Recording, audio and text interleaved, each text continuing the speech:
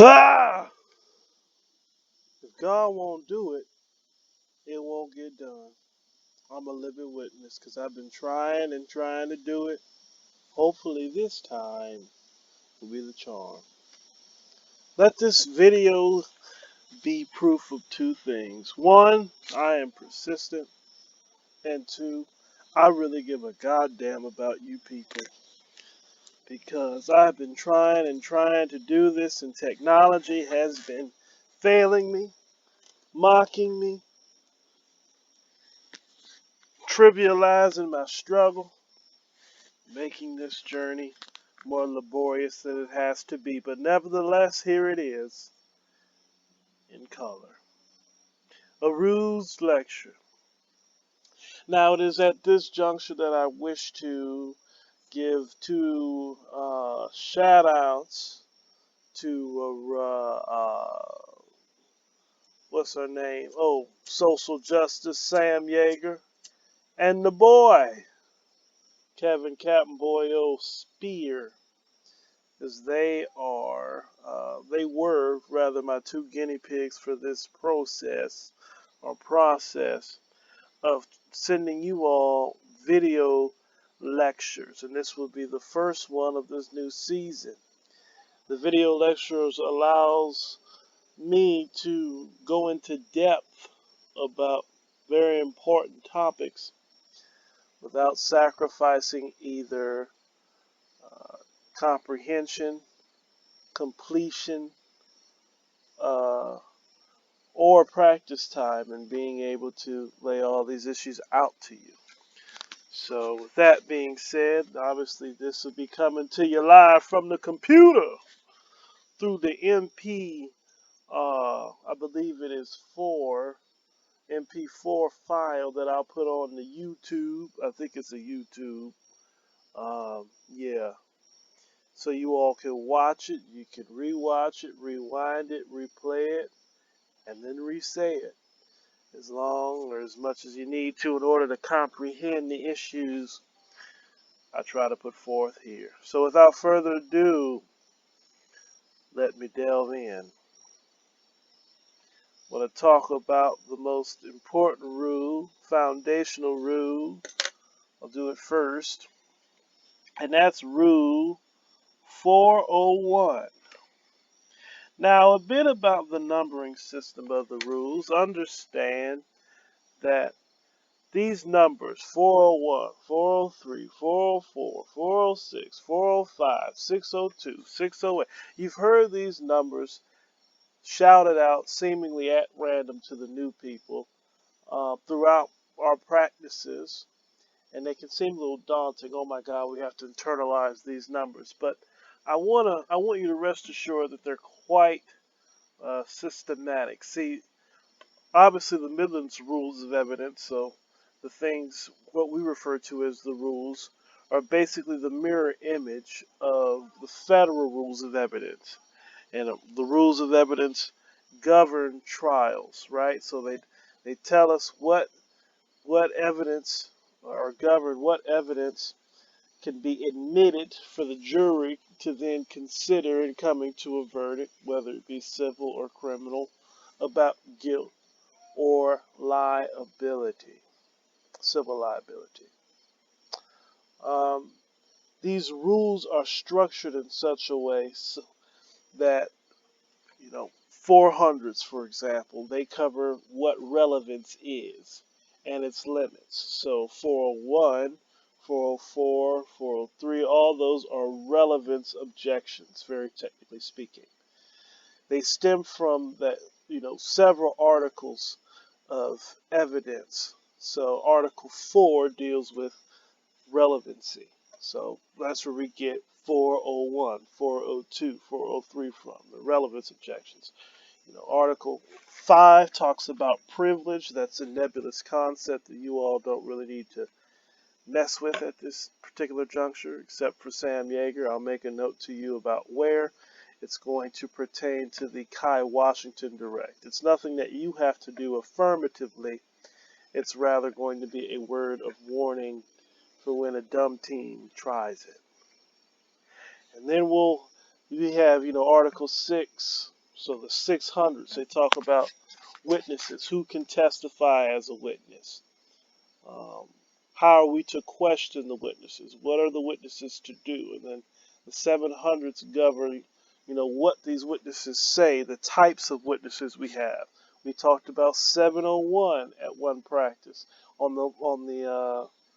me see. So I guess that was last Friday. So like the 30th, I believe, 30th of September, we talked about 701 witnesses, lay witnesses testifying on rationally based perception, those sorts of things. That falls under the 700s, and then hearsay falls under the 800s. So I say all of that to say that these rules are very purposively designed and structured, and the numbers correspond. So don't look at this as trying to memorize a new list. Just think of them in sections. 400's talking about relevance, 600's talking about what witnesses, the requirements of witnesses, 700's talk about what witnesses can do, 800's talk about hearsay. If you think of it that way, you'll be just fine. Okay?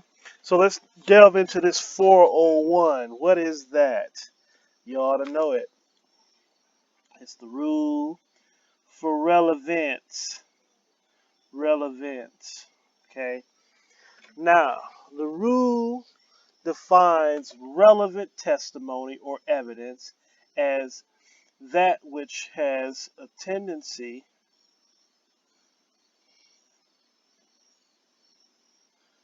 to make a material fact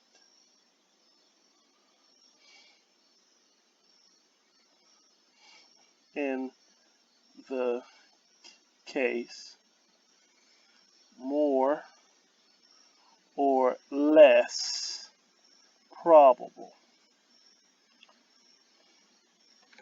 Pretty straightforward stuff. Not breaking the sound barrier, not overly complicated, at least I hope not. So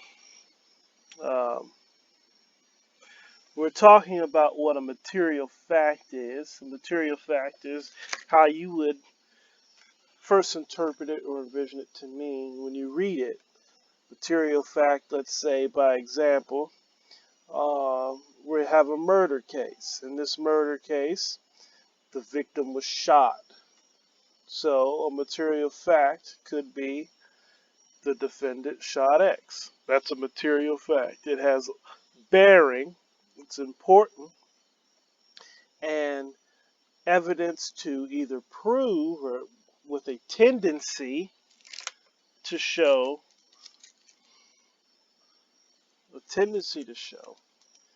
that the defendant in fact did shoot the victim. That's probable. Well, that makes it more or less probable, and it's relevant in the eyes of the prosecution and for the defense. If they have evidence to show that somehow it was less likely that the defendant shot the victim, then that's relevant testimony as well. Now, a bit about some of the logic underlying the rule here, and I've realized I've gotten flack for it, for going into logic, and I'm trying to keep it as elementary as I can, but I think it's important for you to see it. Because, again, a lot of times we get into the heat of the moment, we see a team we don't like, somebody rubbed us the wrong way, and we get angry and we lose sight, and we go too fast, and we kind of think past the elementary steps of thinking about the rules. So, obviously, this definition of relevance is really broad. So any evidence that can make something more or less probable, that's really broad. And it's broad on purpose, which is why during an objection battle, and you'll hear us use that term a lot, an objection battle for the new people simply refers to that period of argumentation. In theory, that period is heard outside the earshot of the jury, meaning that the jury doesn't get to hear in theory, because remember, we don't actually have 12 people sitting in on each trial, obviously. But in theory, these arguments are heard outside their earshot to discuss the admissibility of evidence when said admissibility is brought to question vis-a-vis an objection. So if one party objects to a line of testimony or objects to a document being moved into evidence, that would initiate a back and forth argument. Then the other person, the proponent or the person trying to bring forward the evidence, has to argue why it comes in, and obviously the person objecting has to give reasons as to why it should be excluded.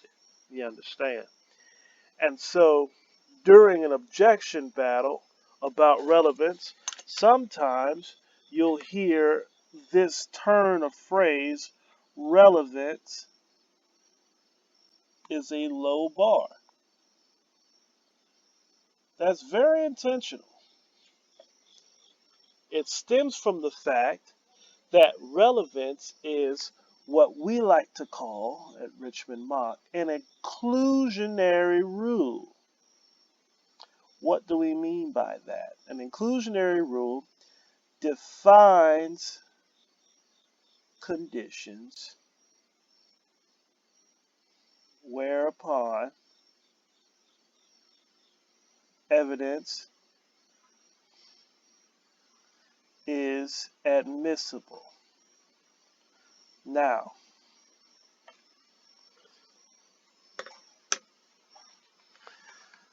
I'm sorry, that handwriting looks terrible. I hope y'all can read that. Probably not. I'm gonna rewrite that word admissible. Y'all keep me in your prayer. Okay? Now, it's been a long night. Now, so here, relevance is a paradigmatic, some of y'all didn't know I was educated, paradigmatic example of an inclusionary rule. It's defining a condition that if certain evidence meets that condition, it's at least admissible, barring something else. So we'll talk about that in just a second. So these conditions whereupon evidence is admissible in the case of relevance, as long as it goes to prove something in the case or disprove something in the case, it's coming in. That's a low bar. It's inclusionary. It doesn't give you any reason to keep something out. It only gives you a consideration, a qualification for admitting something. It's inclusionary. That's to be contrasted with, of course, that turn of phrase we have exclusionary or an exclusionary rule. Those are rules that define conditions that exclude evidence. So we might have evidence or testimony that's relevant. It goes to prove something, but there might be another reason to keep it out. And so while it's relevant, it's not admissible, assuming there is an exclusionary rule that spells out conditions which that evidence would meet that make it not admissible or not worthy to be considered by the members of the jury. Hopefully that's clear. Relevance is an inclusionary rule because it's just spelling out conditions to admit. Okay, so relevance, evidence has to be relevant in order for it to come in. But simply because evidence is relevant doesn't mean that there's not another reason that might keep it out. And so this is where, I brought in the logic again. And I remember flashing the Shannon Sharp PowerPoint at y'all, goat man. Yeah, that's me. That's Shannon Sharp. Because you'll recall Uh, you know, the terms necessary and sufficient made a brief uh, appearance, meaning,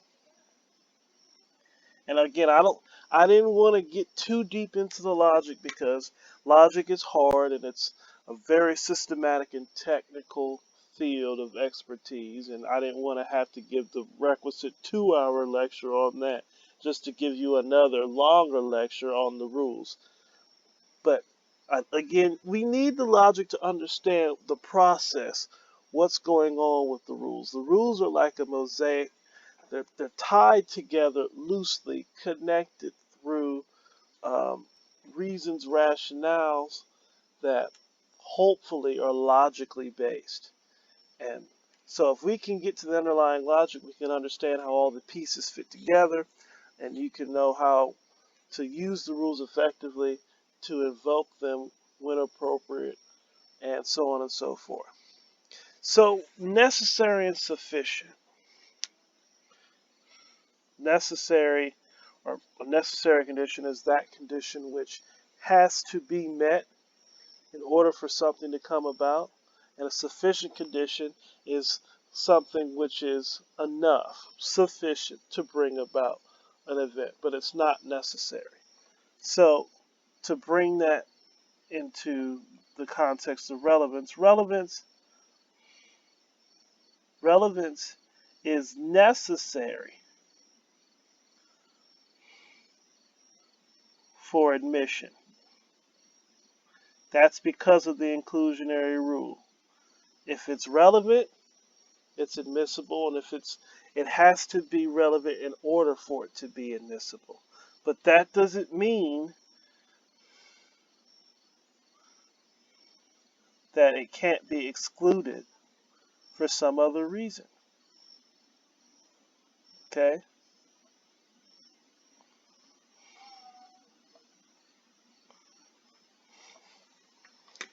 So something can have a tendency to prove a point, but if there are other rules which make that evidence inappropriate for some reason, then it could still be excluded even though it's relevant. How does that make sense?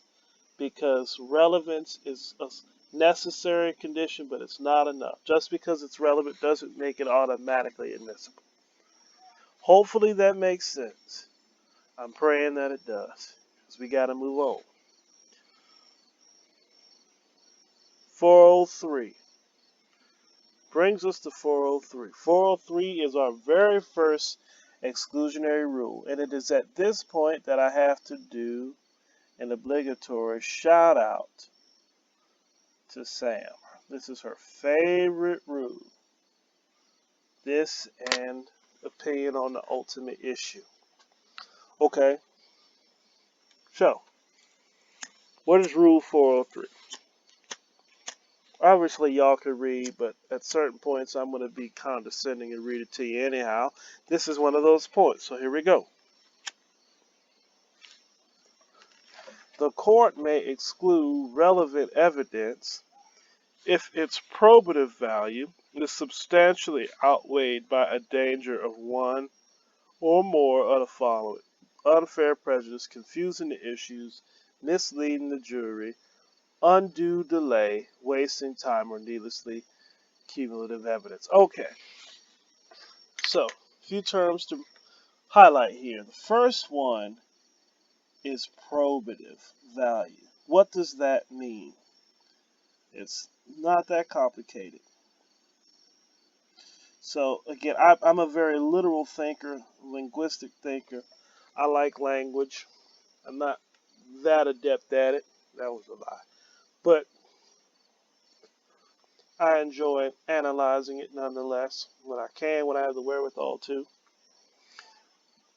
Probative, actually, its root word etymologically comes from the Latin probare, which means to show, to examine, or to prove.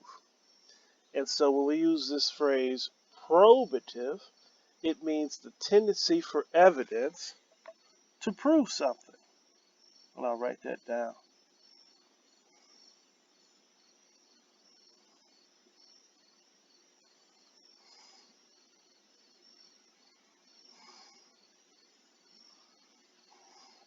Now, notice how the rule is laid out. The court may exclude relevant evidence. Now, this goes to the previous point about relevance being necessary but not sufficient for admission. Relevant evidence can still be excluded. Why? Because relevance, that rule is inclusionary, and it's still relevant testimony or evidence, therefore, is still subject to other exclusionary rules or considerations that might deem it inappropriate to be admitted. Right? So there's a neat little tie-in. And plus, notice the connection between the phrases here. Relevant evidence and probative value. Remember, the definition for relevance is any evidence which has a tendency to make a fact in the case more or less probable. I.e., it has a tendency to show something, to prove something, or disprove something. That tendency is what we're defining here as probative value. So that's to say that relevant evidence always has probative value. If it doesn't have probative value, it's not relevant. Okay? But the probative value, the word value would suggest that it's a comparative, it's a metric, it's a measure. And with any measure, you can compare, contrast, you can have more probative value, or you can have less probative value. That's contingent on the circumstance.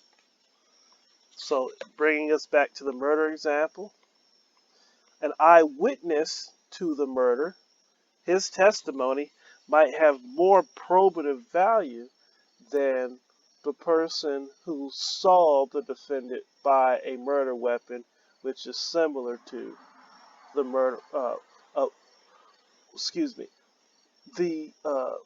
The eyewitness to a murder, his testimony might have more probative value than a witness who can attest to the defendant buying a weapon which is similar to the murder weapon. There's more or less probative value, contingent on the situations. And it's not that nebulous of an idea. Kind of common sense can kind of lead you to understand how probative value can be greater or lesser. And it's also to be compared. What is it to be compared to? A danger of one or the more of the following. Now, the exclusion comes if this probative value, its tendency to prove something, if that relevant evidence, if its probative value is substantially outweighed. And I'm just going to go ahead and circle that real nice. Why? Because it's the reason, and some of y'all don't know, it's the reason why 403 is banned. Let me say that one more time because I feel the Holy Ghost when I say it. 403 is banned for this reason. We don't seem to understand substantially outweighed. We don't seem to understand it. And that's all right. To some God gave 5 talents. Let me stop. That was me. Anyway, substantially outweighed by a danger of one or more of the following. So we have to weigh, compare probative value versus prejudice, prejudicial effect, or confuse, or a piece of evidence's tendency to confuse the issues, mislead the jury, cause an undue delay, etc., etc. That weighing is what prompts a lot of legal writers and lawyers to refer to this rule as the balancing test, or a balancing test, not the balance, because you can have different balancing tests. A balancing test. You have to compare the probative value to one of the dangers. Now, let's take this first and most popular danger that's often objected to wrongly. Prejudice. What is prejudice? See, when we use it in everyday language, we think of it in the context of racism or sexism or homophobia or xenophobia or what have you.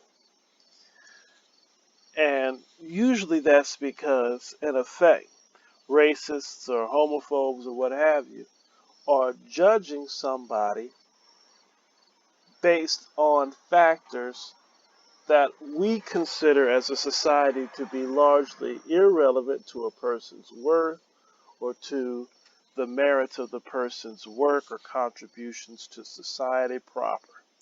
That was a nice way of putting it. I'm preaching good. Anyhow,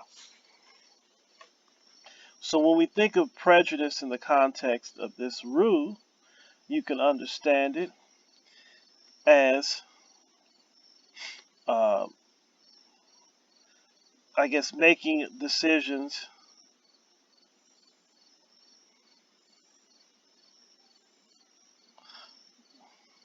without basis in fact or law.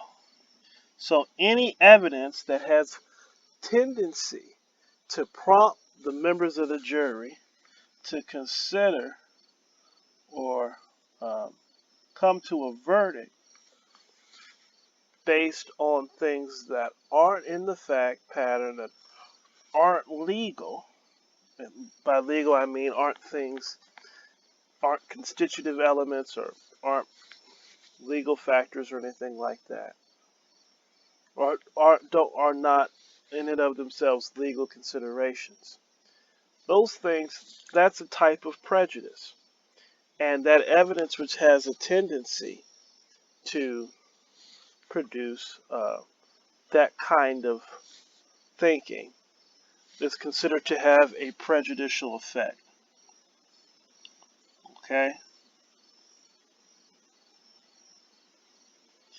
Now, that's a little broader than how we think of it in everyday life. But at the same time, the rule says that it has to be an unfair prejudice. It has to be unfair. It can't just be any old thing. It has to be unfair. Okay? So, let's take the following example. Let's say some evidence, let's try to ascribe a metric, a unit of measure. Let's say evidence has 10 utils of probative value. Why utils? Well, get the philosophy majors, the know-it-alls, Julian and Bruno, to explain it to you. They'll hopefully appreciate the joke of why I'm using utils and the irony, because they should both be well acquainted to the fact that I cannot stand utilitarianism. Sorry, future business majors. But anyway, let's assume that there's evidence that has, let's say, 10 utils of probative value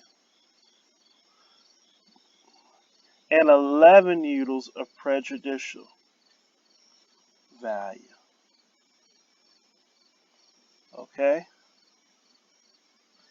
And to put sort of a more concrete example and kind of keep it from getting too abstract here, let's say the paradigmatic example for when 403 comes into play is, picture of a dead body in a murder case. We're going to stay with our murder case example.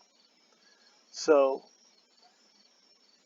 does that picture have any tendency to prove something? Remember, probative value, tendency to prove something. Does it have any probative value, or does it just simply inflame the passions of the jury? That's a very popular turn of phrase whenever you hear someone objecting under 403. When you inflame the passions of the jury, you're making them, or you're trying to get them to make decisions without considerations for the facts of the law.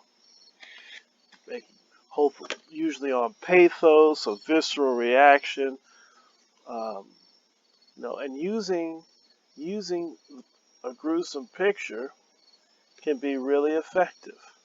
And for those of you who don't believe me, I'm giving you a trigger warning. And if you're squeamish, look away in 3, 2, 1.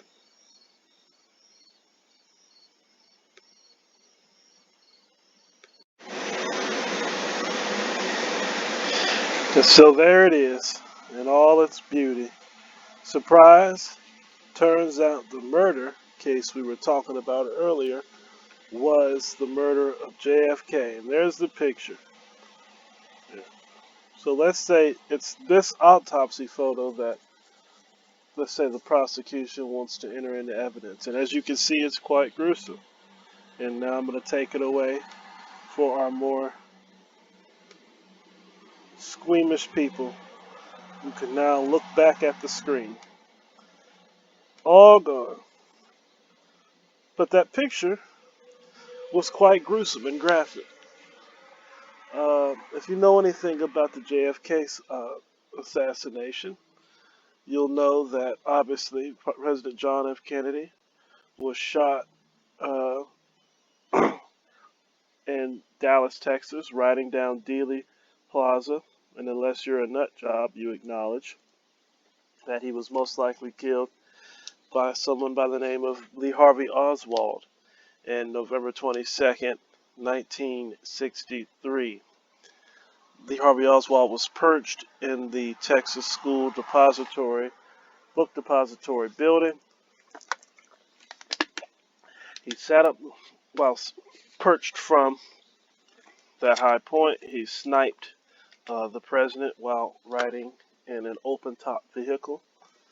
The murder weapon of choice was a .50 caliber Barrett sniper rifle. And if you know anything about Barrett 50 caliber rounds, they're huge. They're gigantic. They're probably, let's say, almost as long as a pencil. And some of them are hollow point, meaning that they expand upon the impact of their target. And that expansion usually triggers a great deal of rupturing of human tissue, bone, flesh, and results in the type of injuries that the picture we just displayed kind of displays. So if the proponent of the evidence, let's say the prosecution, wants to enter that picture in the evidence, they might say, well, its probative value is that it confirms a ballistic report. The ballistics report says that the round that entered through the back of President Kennedy's head and exited through his frontal bone of his skull was a .50 caliber bullet, and the kind of injuries displayed in the picture, grisly as they are, confirm that the bullet was indeed a type that would engender the extent of the injuries depicted, and therefore that photo has probative value. So that could be the argument for why and how that photo can go to prove something, right? Its tendency to prove something. But its prejudicial effect is the very thing some of you just experienced when you saw the picture. A great deal of shock, probably a pretty large disgust reaction, a sort of mortified and intense visceral reaction that usually occurs when you see something grotesque quite suddenly. Those that sort of emotion can really cloud the judgment of the jury and cause them to make decisions not based on the facts of the law. I'll try to erase something. Not based on the facts of the law, but rather based on the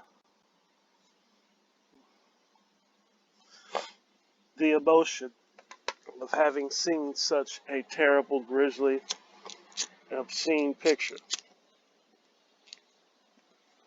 Okay? And it's especially, the prejudicial effect is especially strong if you see that picture and then you're told by prosecution counsel that the defendant was the person who caused such a picture. It's at that point that, or it caused the injuries depicted. It's at that point that you might be convinced to inflict a great deal of punishment, no matter how draconian or proportionate or disproportionate, to avenge or, I guess, sanction the gravity of that injury. So that would be an example of evidence that might have both probative value and a prejudicial effect. So let's just say, for the sake of argument, we're masochists and we deem that the utils of the probative value, the tendency of the autopsy photo to, let's say, prove or confirm the ballistics report, and the prejudicial effect, the disgust factor that the photo elicits, are rather similar. There are 10 utils of probative value. There are 11 utils of prejudicial effect. Does 403 keep such evidence out? No. Let me help you. No. Why? Because 403 is a high bar. I have it written up here at the top, but I'm going to write it down here again. And if you'll recall, 401, we said it has a low bar. Remember that from like 10 hours ago, it feels like? 403 is the opposite. It has a high bar, meaning that one of these dangers has to be so substantial that to admit the evidence would be grossly unfair. Okay? That's what we mean. It's a high bar that is usually really difficult to meet. And because it's so rare that evidence has such a great prejudicial effect that it warrants relevant evidence's exclusion, that's why we say that 403, let me help you, is banned. I'm going to say that again for the people in the back. That's what y'all be talking about on Twitter. That's how y'all be talking. So I'll talk like that so maybe you'll understand. I'll say it for the people in the back. 403 is banned. Why? Because not only is it so rare that evidence is of such an extreme prejudicial effect that it warrants exclusion, but we really don't do a very good job of articulating and identifying instances, the rare instances, where the prejudicial effect is substantially outweighing any probative value. So we just steer clear of it. But it's important for you all to understand that for a while, 403 rarely excludes something. It's often used to object. At least, I'd say probably 0.8, once every 0.8 rounds, at least. Because people, in their brilliance, conflate prejudice with harmful to the case. Remember the definition. What is prejudice? It's the tendency to make a decision without grounding in the facts of the law. It's not, this is so harmful to my case, and now I want to keep it out. It's this evidence has a tendency to, instead of bring evidence in a new light or help the jury understand the facts differently, it's evidence that has a tendency to make the members of the jury think and consider things that aren't factual and aren't in and of themselves legal considerations. They appeal to the jury's passions. You often hear the phrase, inflame the passions of the jury. Lord have mercy. I really got to learn how to write. I'm arthritic, y'all. That's my excuse. I got that arthritis.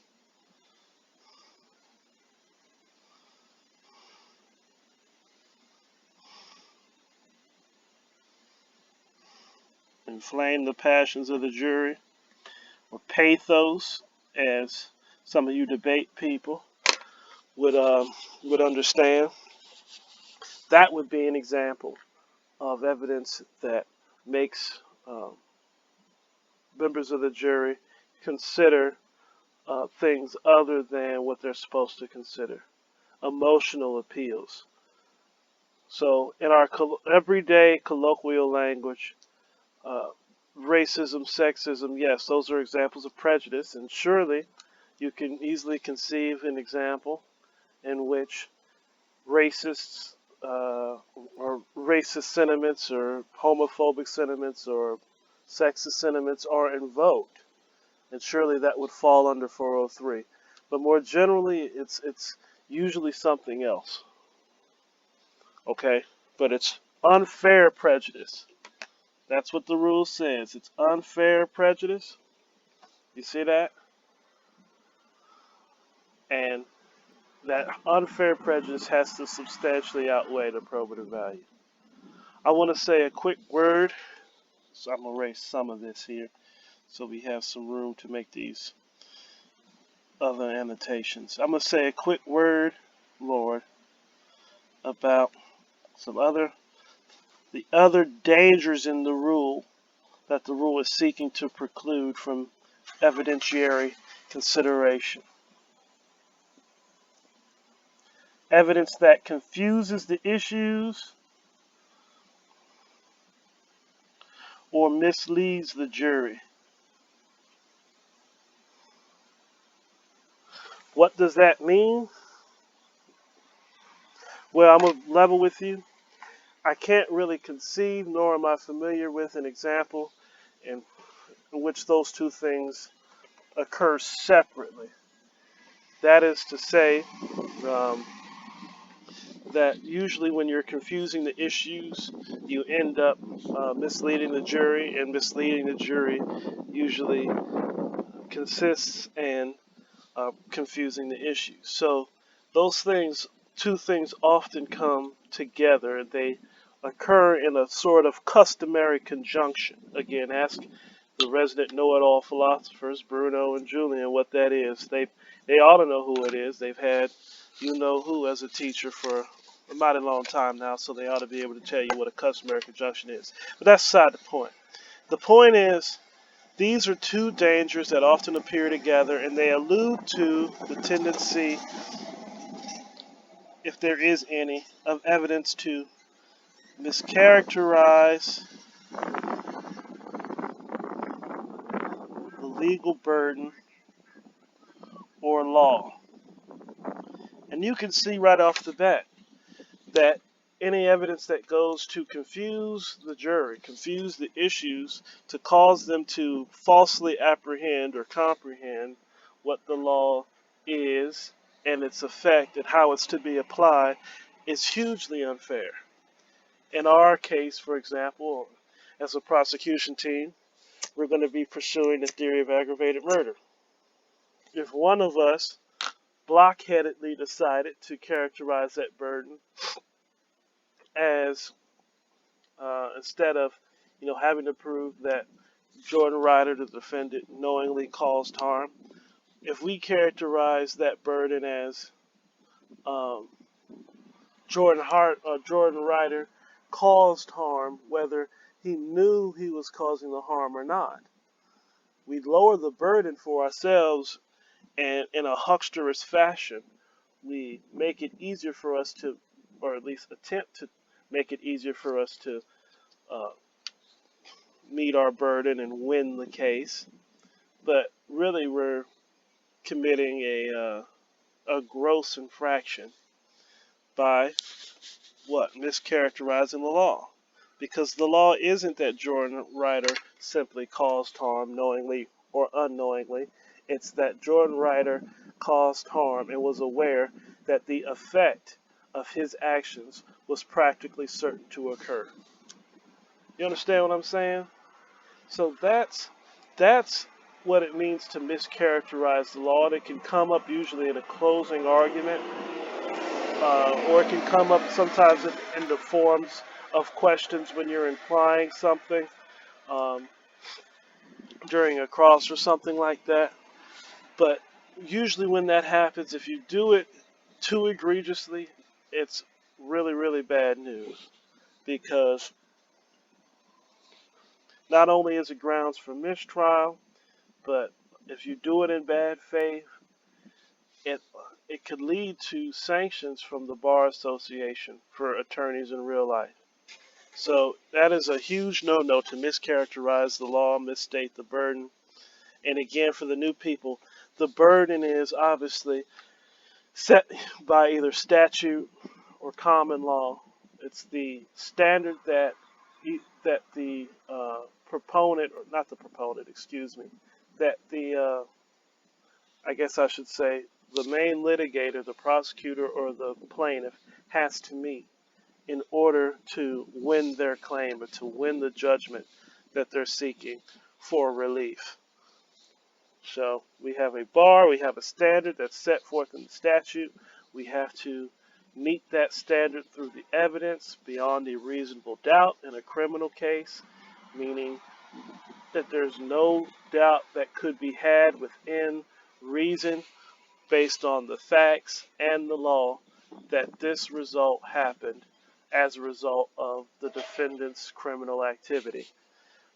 And so far as we meet that standard, we win the case. And so a hucksterous way to try to do that is to mischaracterize or lower the burden by saying it's something other than what is prescribed in the law. And that can happen, sometimes intentionally, sometimes because someone's too, we'll say, someone is a neophyte, we'll put it nicely, who doesn't quite understand either the gravity of what they're doing or how exactly what they're saying is different than the law, and they can end up having the effect of misleading or confusing the jury, confusing the issues, and causing the jury to think that the burden is something different than what it is. So that is a big deal, and if evidence's tendency to do that is substantially outweighs its probative value, then it's excluded. Remember, this high bar, applies to all the dangers. Maybe I should write that. I don't know where. I've made so many scribbles.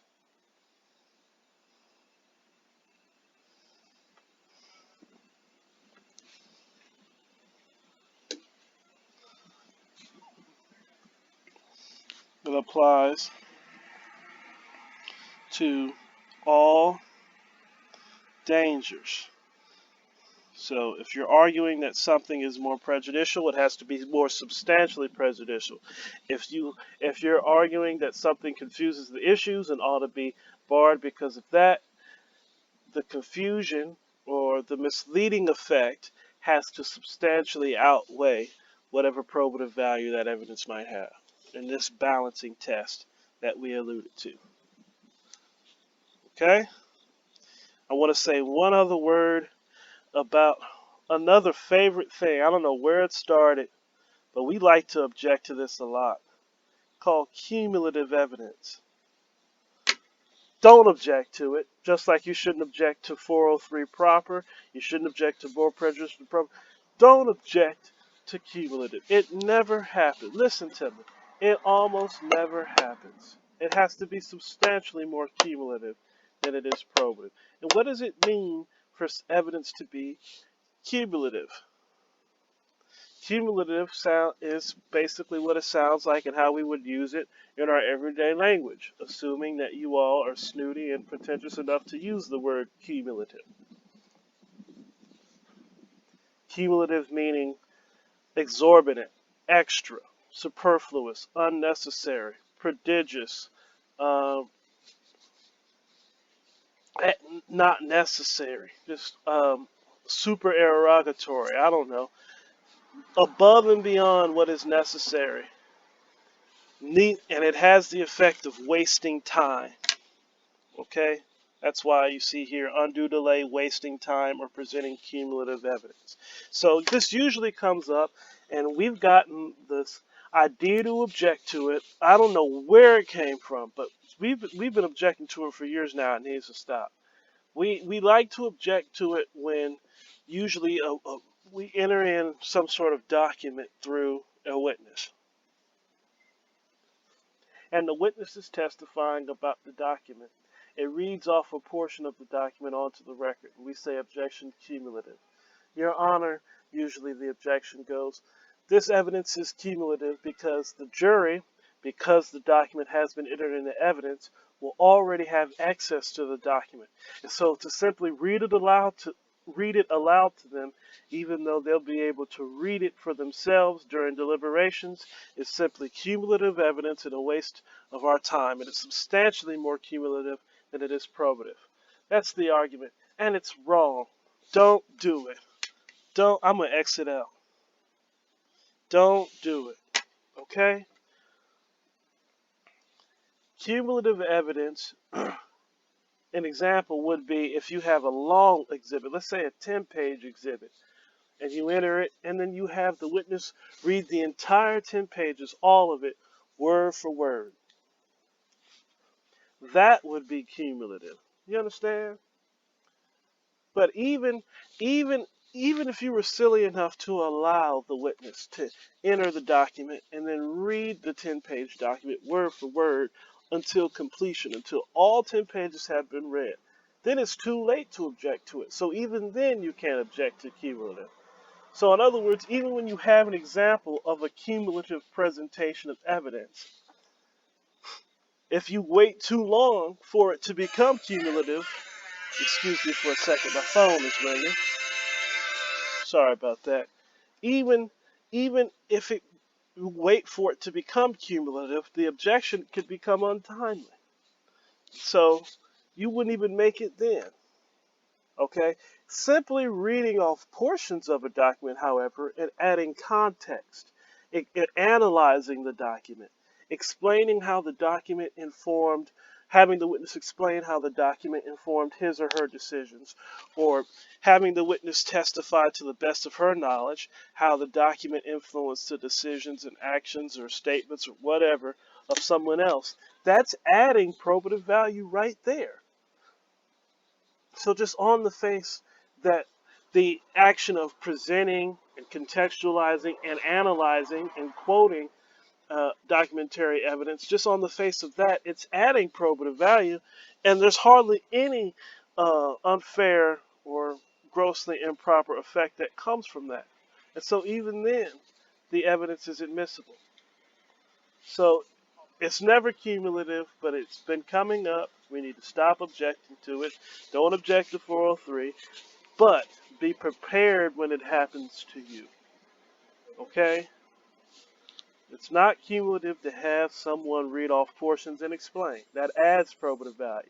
There's no unfair effect that happens as a result. And on its face, it can't be substantially more cumulative than it is probative when you're getting more probative value out of doing it. See what I'm saying?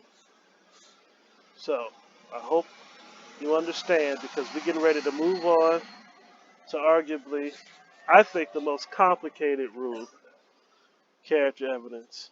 And I pray your strength in the Lord as we go through this. And it is at this point that I want to say a note about something that's going to be coming up. I'm going to introduce it next week. I can't spell. Diagnostic assessment.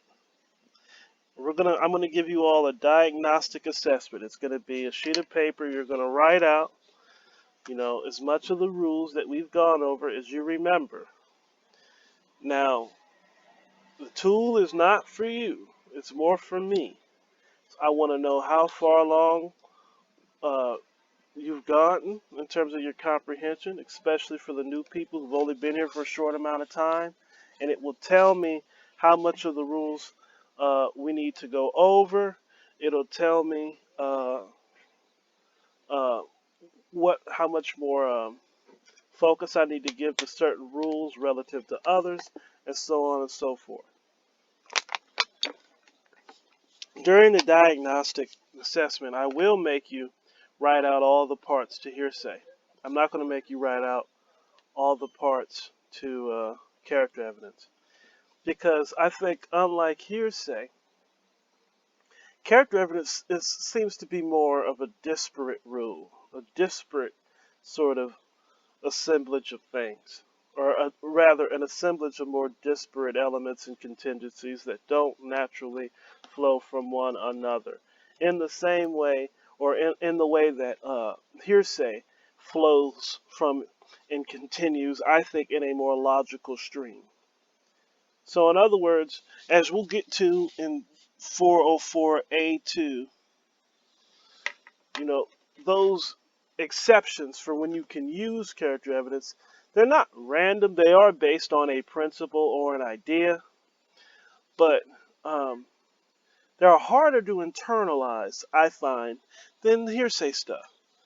And what's more, character evidence is a little more self-explanatory.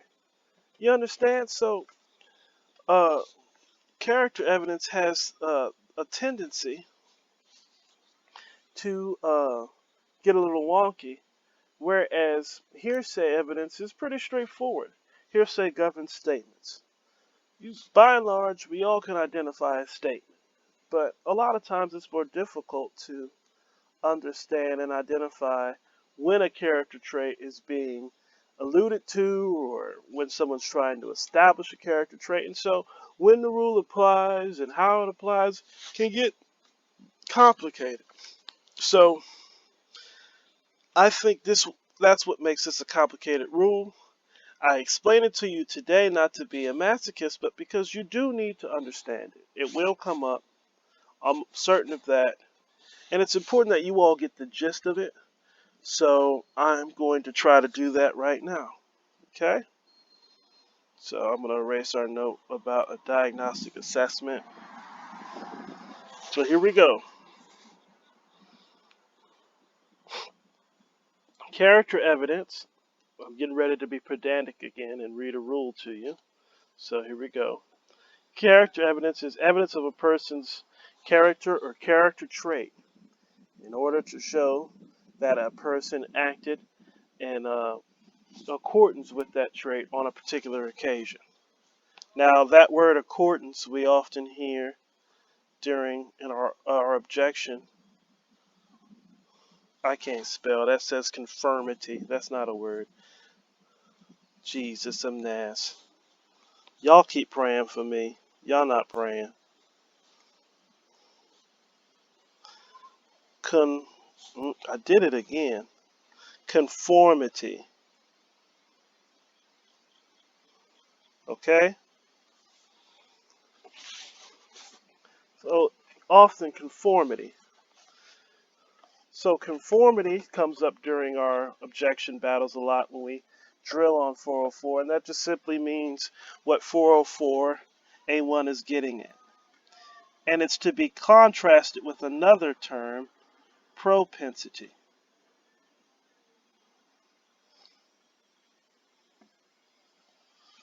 Two slightly different things. So conformity is simply acting in accordance to a trait.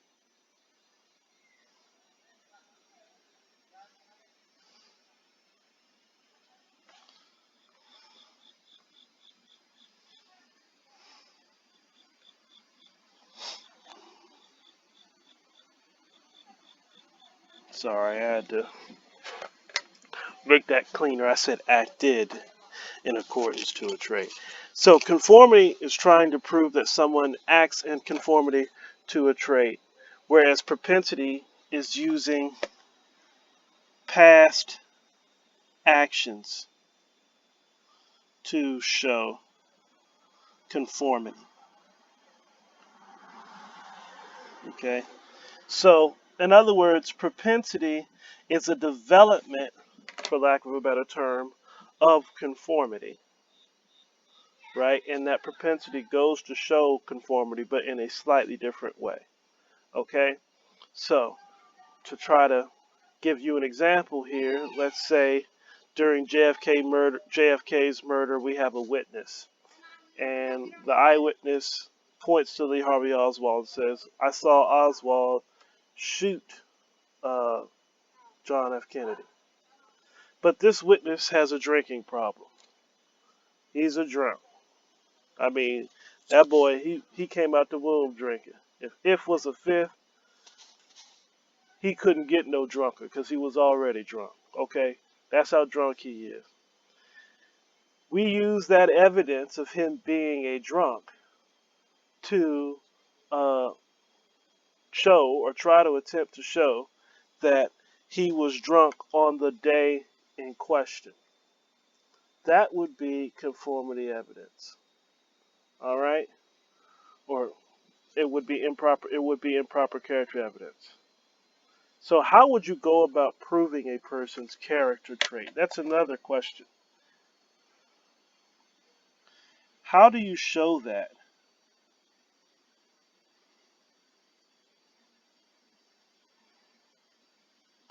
And the answer is in Rule 405. You can prove a character trait, so you can prove that someone is a drunk or whatever, insert character trait, through two ways. And 405 gives us a hint. Through opinion or reputation. It's right there in 405A. You see it? Let me help you. It's just like Dora the Explorer. Point to where you see it on the map. Good job, you found it. It's right here.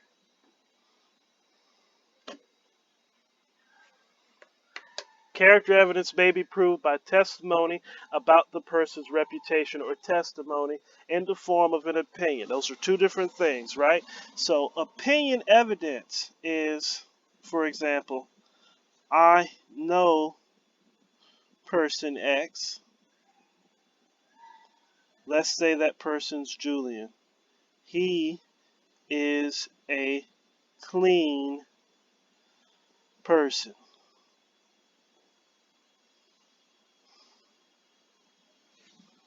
Okay?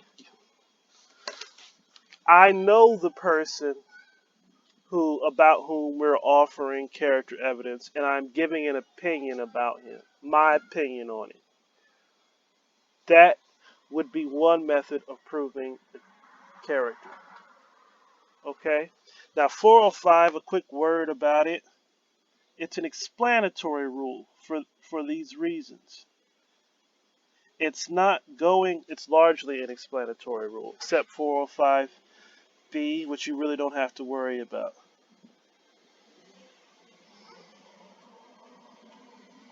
Okay? Don't worry about that. It's not going to come up in this case. I don't want to cloud this rule any more than I have to. 405 is largely an explanatory rule. It's explanatory in that, if you recall, from, I guess at this point it would be 20 hours ago, I said in this video that we had the inclusionary and exclusionary rules. Inclusionary rules define conditions wherein evidence is admitted. Exclusionary defines conditions to exclude evidence. This rule does neither. It rather explains a concept introduced somewhere else in the rules and gives us a better understanding of it. In this case, it's how do you prove character? It's explaining how. And that's why it's an explanatory rule. You could do it through an opinion, so you know the person about whom we're offering character evidence, and you're giving your own personal opinion. or you're giving reputational evidence. So that's just testifying about person X's. My handwriting is just dreadful, especially on this computer. Reputation. You understand? Y'all see that? So you see the distinction there. Opinion is, I know the person. Here's what I think of him. He's a clean person, or something like that. Maybe, he's a good person. He's a law-abiding person. Okay? Reputational evidence is, I know of the person. I may not know the person. You could know him, but you could also just know of him generally. And instead of giving your opinion, you give, his evidence of his reputation, how he's known and perceived in the community proper, in the environment at large in which he lives. That's reputational evidence. And those two ways go to prove character. If y'all hear a screaming child, rest assured it's not me doing it. It's just some idiot. So, yeah, if y'all hear that, I'm sorry. As much as I'd love to be inflicting punishment on that child for acting like a banshee and annoying me and interrupting my video, it's not, okay?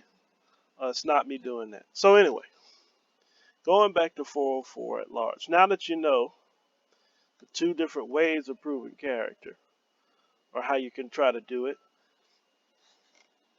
here's the bear. It's 404A2 that kind of gives us, or makes it hard, in my opinion, to internalize this rule, because there are different contingencies, especially as it pertains to a defendant. It says here, while the prosecution cannot just in a preemptory fashion, preemptive fashion. I can't talk today. In a preemptive fashion, offer character evidence of somebody, of a defendant, to show that he acted in accordance with that trait.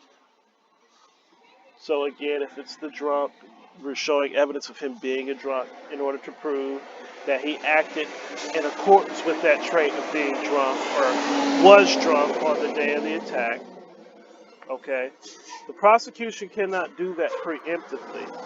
The rule allows for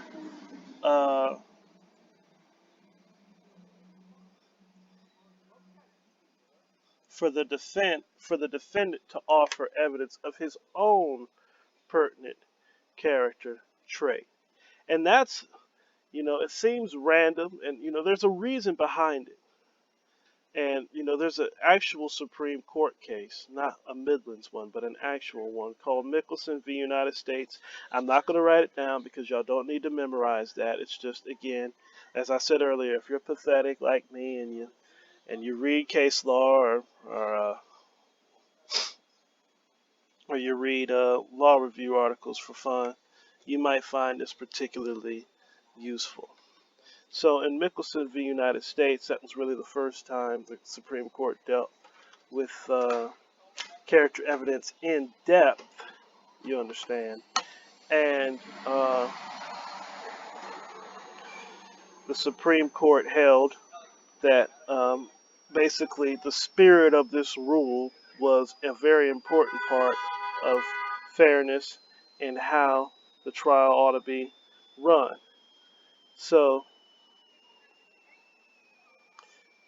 the spirit of it, I think, is summed up in a quote from the case. The law does not invest the defendant with a presumption of a good character. It simply closes the whole matter of character, disposition, and reputation on the prosecution's case in chief. So in other words, as the case says, character evidence, the character evidence rule is structured so that the prosecution, as I just said, it cannot offer preemptive evidence of the defendant's character. So that's why, as the quote says, it's simply, this rule closes the door on the whole matter of character in the prosecution's case, but the defendant may introduce evidence tending to prove his good reputation. And that's the caveat here, 404A2A. But, here's the next part of the quote from the Supreme Court case. If he does so, it throws open the entire subject, and the prosecution may examine the cross-examine the defendant's witnesses to test their credibility and qualifications, and may also introduce contradictory evidence. So that's this part here. So the spirit of character evidence has been alive really since 1948 and beyond that, because the principle of the rule against character evidence is embedded within our common law tradition. And this rule is designed to close the door against conformity evidence or propensity evidence. We'll get to that in a second. It closes the door on the prosecution to use any of those two things against the defendant out of the gate, preemptively, at first. The prosecution can't fire the first shots, if you will, on the defendant's character. I hope that's clear. I know I keep repeating it in different ways, but I hope that's clear. But the defendant can defend himself by saying that he has a certain character trait. And here's another distinction we need to draw between pertinent versus general character trait. Because the rule here doesn't say that the defendant can offer evidence of his character or a character trait. It says a pertinent character trait, which, according to a case in your case packet, this is actually a case you might need to know. I don't know, it might come up during an objection battle. State v. Torres, and fun fact, in AMTA tradition, if you win an All-American award, the Nationals tournament, you get a case named after you in the following year's case packet. So the kid's name, the namesake of this particular case is Stephen Torres. He's a hell of an attorney. He's really good, from Cornell. I had the opportunity to see him at Orcs last year, and that boy is the truth. That won't no fluke. That boy is good. But anyway, the case State v. Torres defines, Lord have it, pertinence as more exacting than relevance, meaning it has to be narrower, the character trait has to be aimed at a specific facet, whether that be logistically or how the crime could have been committed. He couldn't have committed this crime because he's this person, and this person is incapable, or this type of person, this caliber of person is incapable of doing X, which is a main element of the crime, or a main facet of the crime. So pertinent traits are traits pointed, narrowly pointed, more exact than simply relevant traits. So as a defendant, you'll see this more generally in the common law. A defendant cannot offer simply evidence that he's a good person, that he's law-abiding. The pertinent trait he's trying to prove to defend himself has to be aimed specifically at a facet of the crime, at an element of the crime. So an example would be in our case, especially when we're defending against the manslaughter charge, we might say, well, the prosecution is contending that that Jordan Ryder, the father, is in essence neglected his child, but we have evidence to suggest that he's a good father. That's pertinent to the elements of the burden of the charge of manslaughter. It's not just he's a good person, he's law-abiding, but it's that he's a good father, and as a good father, he is less likely to have done the things alleged, i.e., abandoning Parker Page, his daughter, on the Laclone Loop Trail at the Calkins campground, and/or knowingly creating a substantial risk to his child. You understand that? The trait has to be pertinent.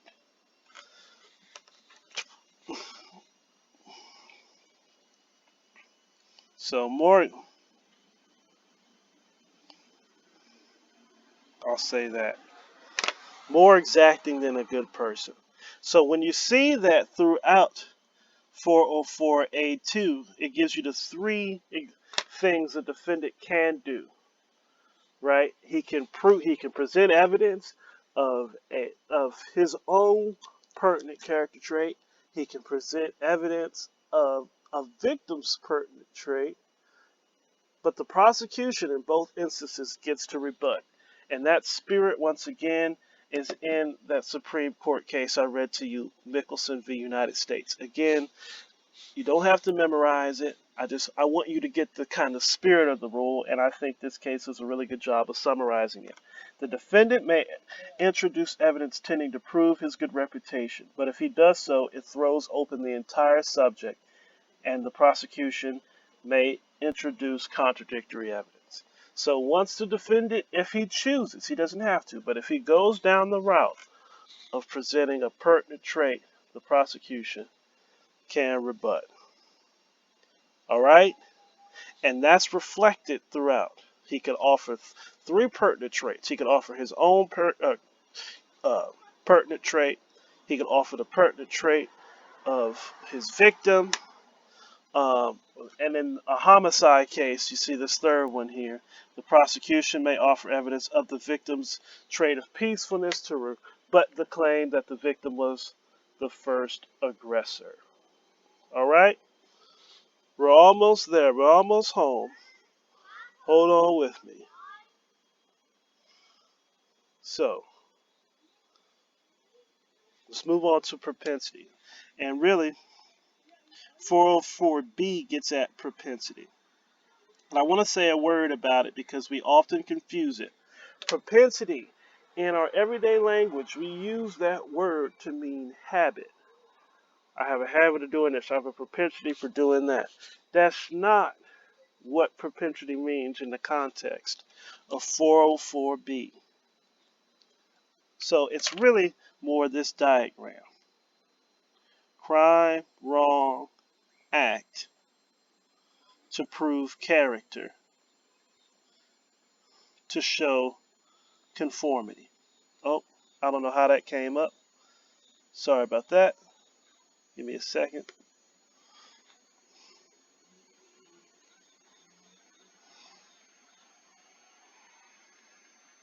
All right, to prove conformity. Y'all see that?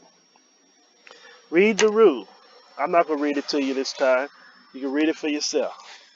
So the evidence of a crime, wrong, or act is being used to show someone's character trait in order to prove that the person acted in accordance with that trait.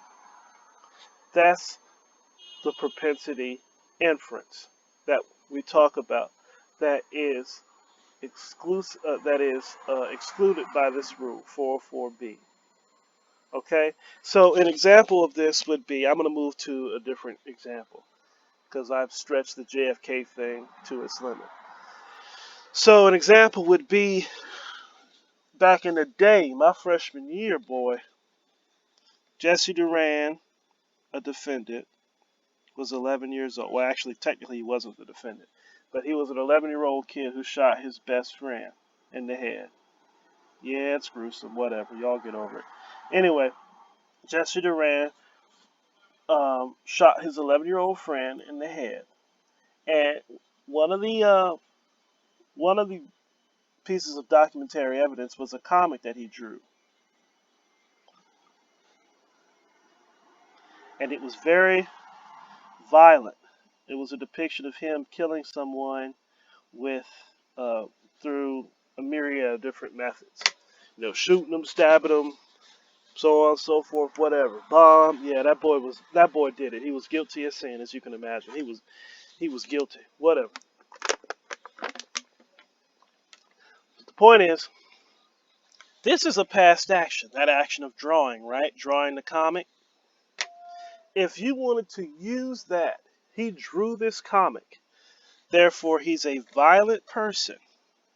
So he drew it. He's a violent person. My Lord, my handwriting gets worse by the minute. He's a violent person. Therefore, he acted in accordance to that trait when he shot his best friend in the head. He acted in accordance to that trait of violence. That would be improper. That would be propensity. It's not simply a habit. It's not simply, Jesse drew a comic one day, so he drew a comic another day. He always draws comics, and so I can therefore infer that he drew a comic on the day in question. It's not a habit in the way that we mean it in our everyday speech. It's evidence of a action or crime or a wrong to prove a character trait, to establish that he acted in accordance to that trait in the manner that we diagrammed. I hope that's clear. The act has to go to a character trait. This comes up all the time. Whenever we offer evidence of a past action that sounds bad. So, Corbin Dallas was drunk. Someone might object and say, Your Honor, they're offering this evidence of Corbin Dallas being drunk to show that she was drunk on the day in question. No, we're not doing that. We're not trying to show conformity. We're not proving a character trait. We're just simply stating that Corbin Dallas is drunk. That would be the response. Why? Because the evidence, presumably, wouldn't be offered to get to these latter two steps. It's not enough to object under 404 and exclude evidence on the basis of 404B without all of these steps. The crime, wrong, or act proving a character trait which is being offered to show conformity. Okay? Almost finished, I promise. Alright? So, 404B2 is another thing I have to make note of here. Those are accepted uses of past wrongs, crimes, or acts.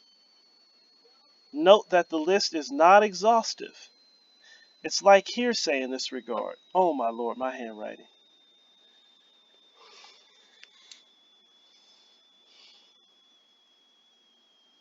It's not exhaustive. It's getting worse. Maybe I should just give up.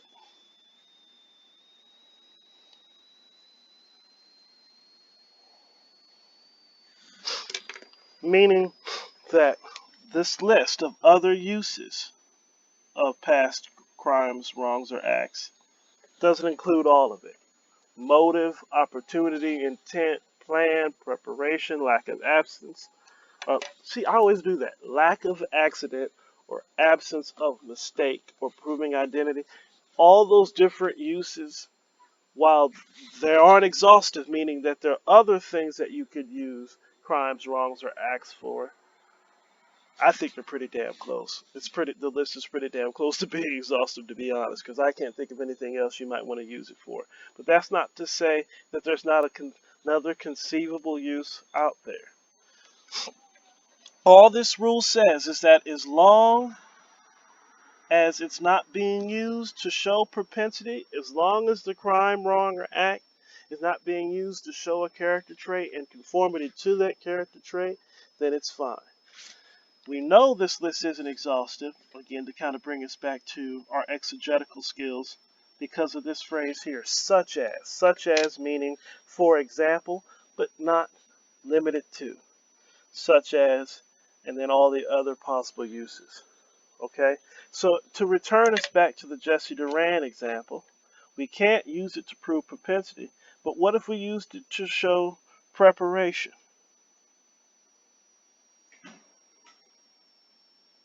Again, the comic depicted different ways by which Jesse could kill someone. Him stabbing somebody, him shooting somebody, him bombing something. And we're offering that to show that he was preparing, he was thinking about murdering somebody. Not that he was a violent person and acted violently, but rather that he was taking steps to plan. That would be an acceptable use. So hopefully that's clear. Okay? So we've gone over all of these rules up here. 401, 403, 404, 405, 602, 801, 701, 702. I won't quiz you on 703, 704, 705. Frankly, I'll be surprised if you non-returners, you rookies, y'all remember that. But these are the rules that will be on that quiz. Okay? You got to know these. These are foundational. Relevance, its limitations. Remember we talked about those titles. What a witness can do, what a witness needs, the types of witnesses, and hearsay. Those are 80% of what you need to know. And we've gone through it step by step, exhaustively, painstakingly. Okay? So now that this video has come to a close, and it's a long video, and I would apologize for it, but again, as I said earlier, you can watch it, rewatch it, pause it, take a break, take a breath, do whatever you want. You understand? You'll be able to watch it at your own leisure when it's most convenient to you. So you'll be able to get it in depth. So I'm not going to apologize for that. But internalize these rules. You'll be held accountable for them. They're important for you to understand and do mock trial. And I know you can do it. I'm confident in you. So uh, until I see you, which will probably be today, actually. Yeah, today. May the peace of God, the grace of the Lord Jesus Christ, and the sweet communion of the Holy Spirit rest, rule, and abide henceforth and forevermore. You may click off. See what I did there? Not leave, but click off. In peace. Bye.